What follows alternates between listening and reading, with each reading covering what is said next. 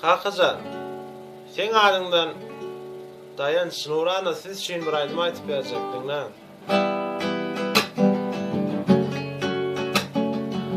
Senden geçmeyen namusin, sensin yeketağım. Düşün bana yeniden, yalvar yarın terk etme. Düşün bana Nurana,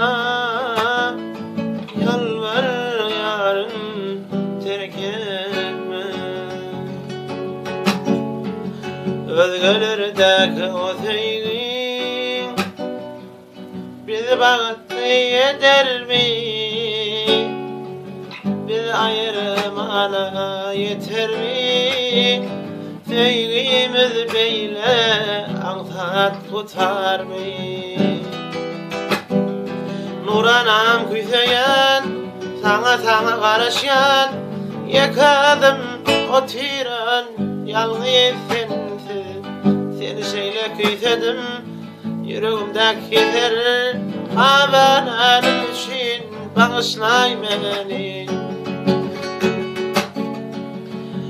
Başka bir var dediler, vah ananmadım sevgilim.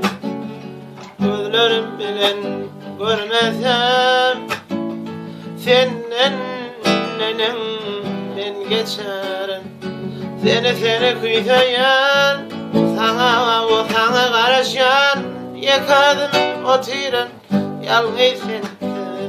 Seni şeyle küsedim, yüreğimdeki yeter, kabananım için bağışla beni. Seni küseyen, Nuranam karışan,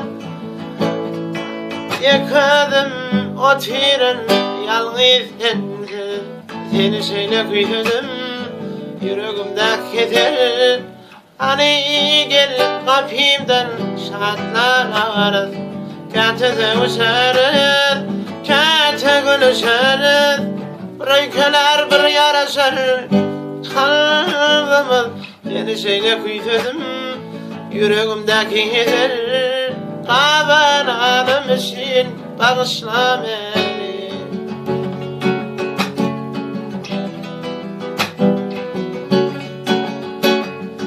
Seni küseyen, sana karışan, yakadım o tiran sensiz. Seni şeyle küsedim, sana karışan, kabananım için bağışlay beni. Hani gel kapımdan şartlanar,